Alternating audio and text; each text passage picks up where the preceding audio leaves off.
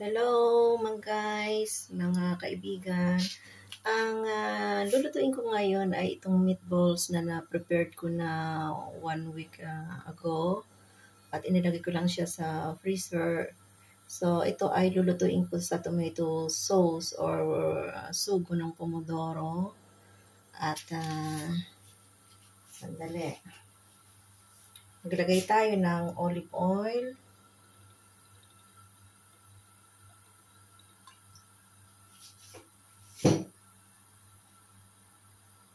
Tapos ito yung bawang.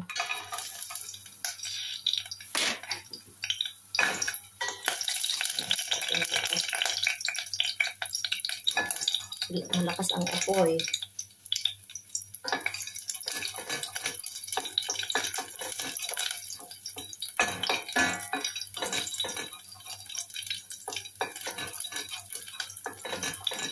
So ganito lang. Olive oil muna, tapos itong hiniwang bawang.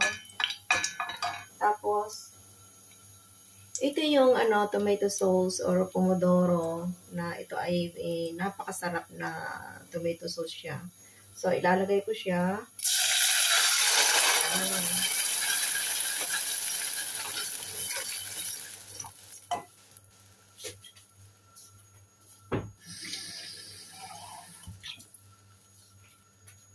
Nilagyan ko siya ng tubig para sayang naman kasi yung natitirang sauce.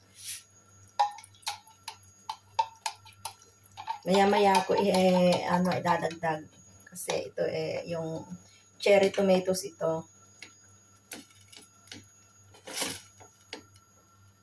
Medyo piratin natin ng konti.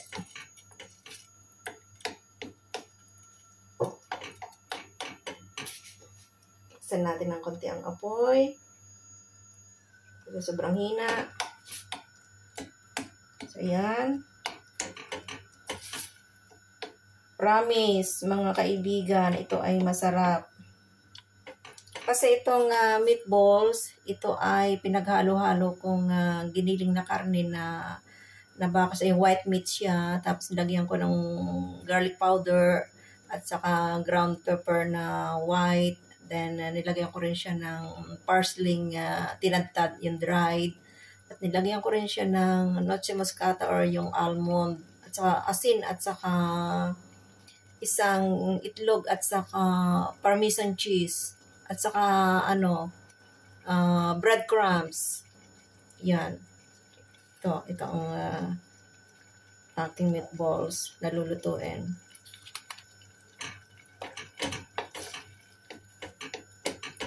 Ang sarap nito sa spaghetti or so anuman.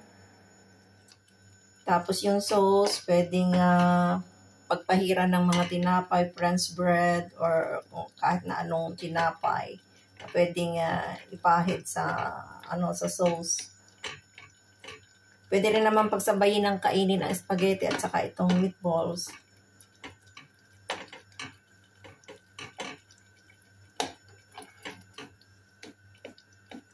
Pipiratin lang natin ng konti itong kamatis kasi ito ay cherry tomatoes.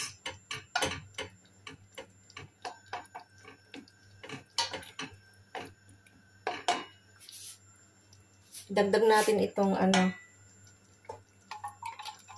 yan, sayang naman kasi kung hindi mapapakinabangan. So, medyo ekonomista tayo mga kaibigan. Kung anong pwede nating matipid at ma-save, ginagawa natin.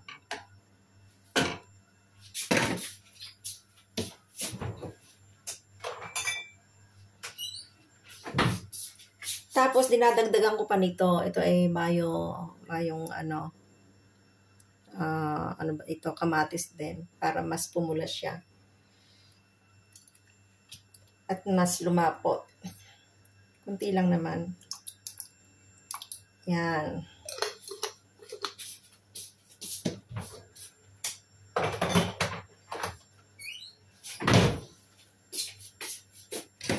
Mas masarap ang sauce ng spaghetti meatballs ay lagyan natin ng konting sugar para matanggal yung acid niya, yung asim ba ng kamatis.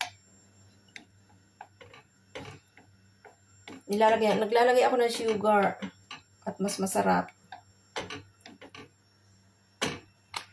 At pwede kumain dito.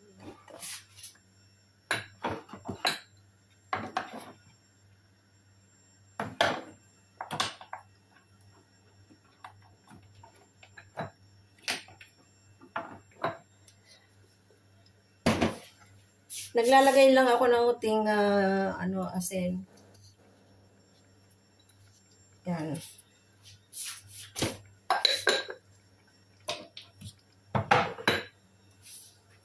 Tapos ito yung tinatawag na ano ba ito? Noche moscata or nuts, almond nuts yata ito.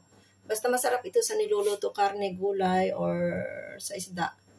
Pwede rin. Lalagyan ko ng konti. Paubos na kasi. Okay na yun.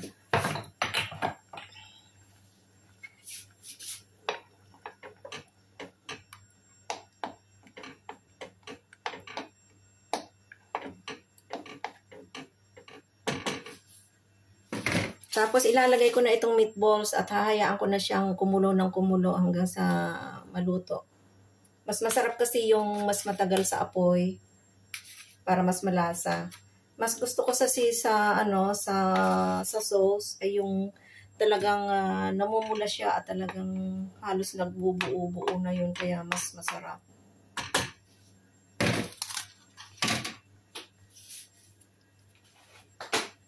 Tapos takluban natin.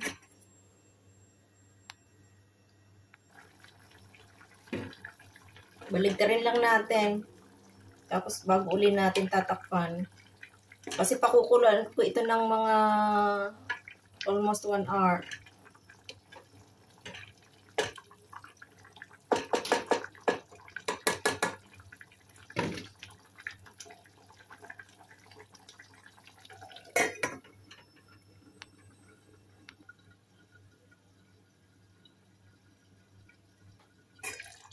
Tingnan nga natin kung okay na.